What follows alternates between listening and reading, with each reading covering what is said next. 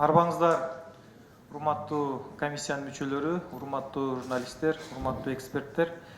Мен курултайда бир 2-3 маселеге токтолоюн жана ошо депутаттык комиссияга сунуштар бар эле бир объективдүү болуш үчүн. Биринчиден, курултайдын негизги чечимин Кеңешбек Асанбеков чогуп кетти. Мен токтоло турган 2-3 жагдай бар. Бул биринчи курултайдын чечиминде Атамбаев боюнча мамлекеттик комиссия түзүлүп, анын курамына депутаттардан тышкары көз карандысыз эксперттер, юристтер, белгилүү саясатчылар, коомдук активисттер кирсин деген талап болгон. Тилекке каршы ал талап аткарылган жок. Азыр көрүп тургандай жалаң депутаттардан турган комиссия түзүлүп атат. Ошондуктан ушул нерсеге дагы депутаттык комиссия көңүл буруп койсо, анткени калыс объективдүү бир иштеди деген элдик бир легитимдүү маселе көтөрүлмөк. Экинчи маселе, курултайдын чечиминде бир эле Атамбаевди ишине баа бербестен бир топ ушу Атамбаевдик режимден чыгуунун жолдору сунушталган. Ошол эле конституциялык реформага баруу, биз системаны талкаламайынча, бийлик элге жооп бермейинче биз эч кандай өзгөрүү кыла албаарыбызды көзүбүз жетти. Акаев кетти, жашоо оңолгон жок. Бакиев кетти, жашоо оңолгон жок. Атамбаев кетти, жашоо оңолгон жок. Биз айтып атабыз, система качан бийлик элге отчет бергенде гана система оңолот деп. Ошол жерден чоң саясаттын темасы биз жанагы 8 пункт. Жок, ошол курултай боюнча эки баягы депутаттык комиссия ошол чечиминде сунуштарды айтпайынча бул маселе өзгөрбөйт. Бир эле Атамбаевди жооп тартып койгондо кыргыз мамлекети өнүгүп кетпейт деген ойду айтып атам да. Ошол жерде тилекке каршы мына жогорку кеңештин депутаттары биздин сунушту кабыл алган жок. Айла жок, биз элдик демилге менен 10 миң кол топтоп жогорку кеңешке ошол референдумга 3 суроону алып чыгып атабыз. Эл бийликтин эл алдында отчеттуулугу депутаттар кандай шайланыш керек деп. Экинчи, коррупциялык негизде түзүлгөн кумтөр келишим денонсация кылыла дегенбиз. Тилекке каршы ал маселе да жогорку кеңеште көтөрүлгөн жок. Үчүнчү, жер үй маселесин көтөргүлө дедик. Ал да көтөрүлгөн жок. Бул менен эмнени айтып атабыз? Азыркы депутаттык топ тандалма саясат болуп атат да, ошо курултайдын чечимдерине байланыштуу.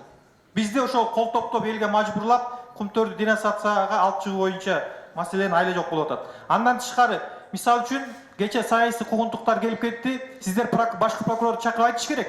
Ушул саясий куугунтуктардын ишин эмне үчүн 1 жылдан бери кайра караган жоксуң деп. Эгерде азыр кечеги саясий куугунтуктар кайра акталбаса, анда депутат Атамбаев айтат, мен кече булардын баарын туура эле соттогон экенмин деп.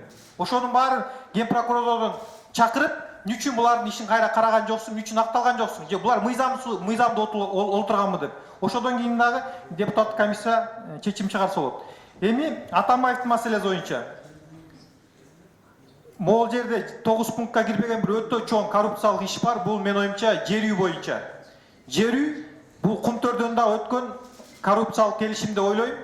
Бунун анткени 3,2 миллиард долларлык байлыгы бар жер үйдү биз 100 миллион долларга берип жиберген ошол Атамбаев учурунда.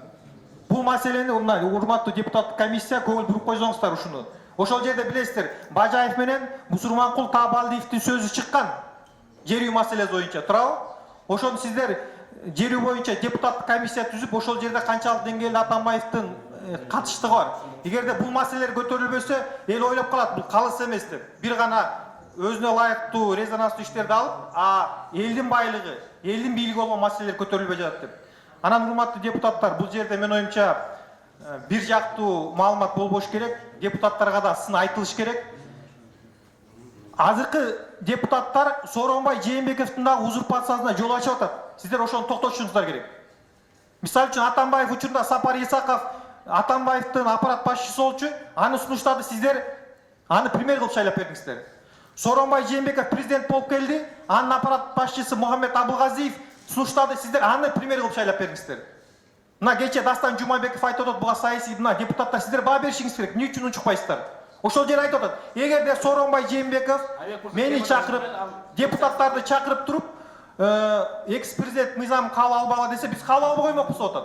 Айбек мырза. Жок, мен Каныбек байке айтайын дегеним мындай да, сиздерге болгон сынды да угушуңузга керек да. Баарын мактап, Атамбаевди жаман көргөндө эл деле айтат, булар деле Атамбаевдин өч алган депутаттар чогулуп отурду. Четтеп кеткенде болуп каласызда. Жок, мен айтайын деп атканым, мен сунуш катары сиздер бир эле Атамбаев начар деп туруп маселени көтөрбөстөн чыгуу жолдорун конституциялык реформага ырайлы депутаттар биз эркиндикке чыгайлы. Президенттин баягы Атамбаев учурунда кол баласы болгонбуз. Ошол кол балалыктан чыгып, Сооронбай Жээнбековдун дагы, премьердин дагы каталарын айтып туруп, Атамбаевдин да катасын айтсаңыздар, ошондо жогорку кеңеш мына президенттин кол баласынан чыгыптыр, кул мүнөздөн айрылыптыр. Эми булар калыс комиссия болот деп айтышат да. Ошол себептен мен оюмча депутаттар калыс болуш үчүн коомдон дагы эксперттерди чакырыш керек. Анан өзгөчө басым кетчү нерсе жер үй маселеси боюнча комиссия түзүш керек. Мына Базарбай Мамбетов айтып атат. Генералдык соглашение дагы эле түзүлө элек. Биздин долябыз жок жер үйдө. Кумтөрдө башында 67 ор болчу, азыр 33% бар. Азыр жок бир да долябыз. Ушул боюнча комиссия түзүп, Атамбаевдин жоопкерчилигин карасаңыздар болот деген ой. Рахмат.